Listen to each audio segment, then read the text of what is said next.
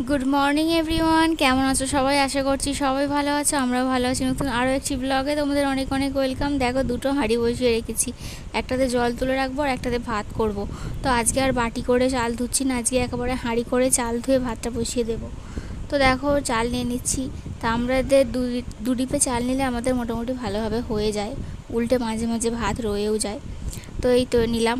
আর আমি নিলে একটুখানি অ্যাডজাস্ট করে নিই, যাতে সবার ভাতটা হয়ে সবার খাওয়া হয়ে যায়। কিন্তু ওর মা চাল নিলে না আবার বেশি বেশি করে নিয়ে ফেলে, আন্দাজটা এখনও বুঝতে পারে না। তো যাই হোক, আমি আন্দাজটা বুঝতে শিখে গেছি, তো এটা অনেক ভালো ব্যাপার। সঞ্চয় করতে পারবো, খরচ কম হবে, তাই না? তো দেখো, আজকে রান্না হবে হচ্ছে চিকেন। তো হঠাৎ করেই চিকেনটা আনা হয়েছে, কারণ মাংসের দামটা একটু কমেছে তার জন্য। এখানে দেখো, হাঁড়িতে ভাত করা হয়ে গেল, হাঁড়ি এখন ওর মা উপর দিয়ে দিচ্ছে। আর আমি এখন প্রথমে একটু শাক ভেজে নেব। তো শাক ভাজা করে নিয়ে তারপরে করব হচ্ছে চিকেন। তো চলো, আমি এখন রান্না বান্না, খাওয়া দাওয়া, সমস্ত কিছু কাজবাজ যা যা করেছি তোমাদের সাথে শেয়ার করি আজকে সকালটা। তো আজকের ভিডিওটা আজকেই তোমরা পেয়ে যাচ্ছ। তো ভিডিওটা পুরোটা দেখতে থাকো, তোমাদের সাথে আমি কিছু কথা এখন আলোচনা করে নিই। প্রেগনেন্সি এমন একটা সময়, যে সময় সবারই মুড সুইং হয়। তো কারোর কম হয়, কারোর বেশি হয়, অনেকের আবার হয় না, আর তাদের ব্যাপারটা আলাদা। তবে আমার তো প্রথম প্রথম ভীষণ হতো। কেউ কিছু বললে, ভালো কথা বললেও মাথাটা গরম হয়ে যেত, সহ্য করতে পারতাম না। মনে হতো যে তাকে এক্ষুনি উল্টোপাল্টা কথা আমিও বলে ফেলি, এরকম একটা মনে হতো। কিন্তু তারপরেও আবার দিদি আমাকে বলেছিল যে এই সময়টা বেশি রাগারাগি করবি না, এই সময় তুই যা করবি বাচ্চা কিন্তু বাচ্চা কিন্তু ঠিক সেরকম হবে। এই সময় যদি রাগ দেখাস, বাচ্চাও কিন্তু রাগ দেখাবে, তখন তুই কিন্তু আর কিছু করতে পারবে না। তো এইগুলো মনে হতো। তখন আবার নিজেকে একটু কন্ট্রোল করে নিতাম যে না, আমি রাগ করবো না। তো এরকমটা তো সম্ভব নয়, যখন রাগ হওয়ার তো তখন তো হবেই, তাই না? তো সেটাকে কিভাবে কন্ট্রোল করব? আর আমার বাড়িতে রাগার মতো অনেক কিছু জিনিস আছে, কি বলবো, তুমি রেগে রেগে শেষ করতে পারবে না। সারাদিনে এত এত রকম এত কিছু ঘটবে তোমার সাথে। কিন্তু হয়তো আমি বলেই, এই কথাটা সবাই বলে, তাই আমিও কিন্তু একই দিক কথাই বলছি, যে হয়তো আমি বলেই এখানে টিকে আছি। যে যেখানে থাকে সে সেই জায়গাটার মর্মটা কিন্তু বোঝে। যে যখন যে পরিস্থিতিতে থাকে সে সেই পরিস্থিতির মর্মটা বোঝে। তো সেজন্যই বলছি, তো আমি বলেই হয়তো এখানে টিকে আছি। না হলে এত পরিমাণে রাগ যে সবসময় হবে, তোমার মাথা হ্যাং করে দেবে পুরো। তাও আবার এই সময় না পারবে তুমি ঠিকমতো খাবার খেতে। এই সময়টাতেও ওরা, কি বলবো আর কি, ওরা নয়, একজন ব্যক্তি, যাকে কিন্তু আমি যদি বলি যে আমার আজকে এটা খেতে ইচ্ছা করছে, সে কিন্তু জানে যে এই টাইমে আমার এখন যাই খেতে ইচ্ছা হোক না কেন, আমাকে একটু হলেও করে দেওয়াটা উচিত।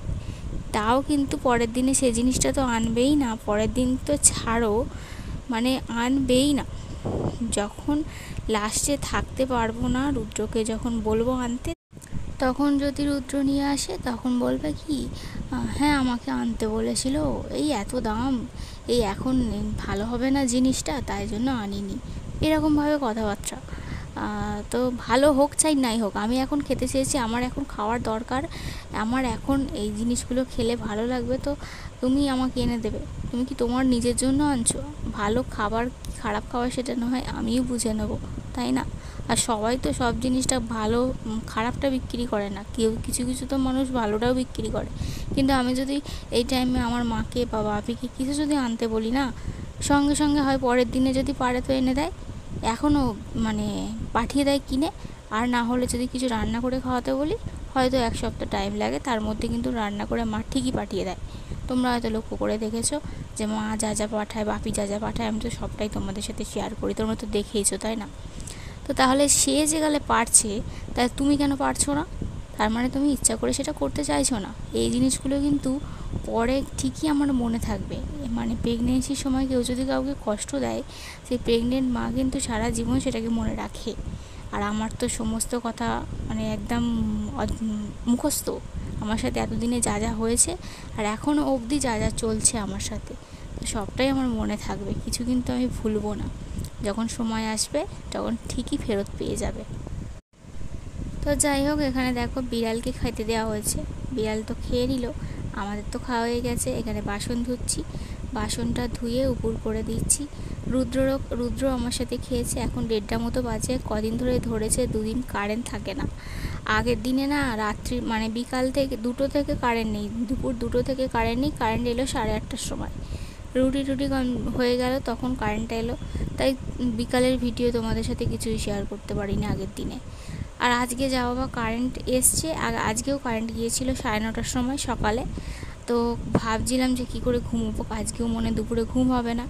তো সকালে উঠি তো 6টার সময়, দুপুরে একটু না ঘুমোলে না বড্ড কষ্ট হয়। আবার সেই 12টা 12:30 অবধি জেগে থাকতে হয় রাত্রিরে, তারপরে ঘুমোতে পারি। তো তাই জন্যই চিন্তা ভাবনা করছিলাম। রাগও ধরছিল কি বলবো, তার উপরে সেরকম রোদটাও উঠেছে, এত গরম হচ্ছে।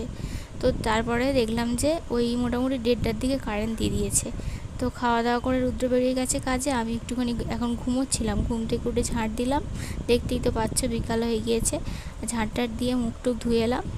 তো চলো আজকের ভিডিওটা এখানেই শেষ করছি। ভিডিওটাকে আবার এডিট করে দিতে হবে, নাহলে আরও কিছু দেখানো যেত। তো চলো আজকের মতো টাটা।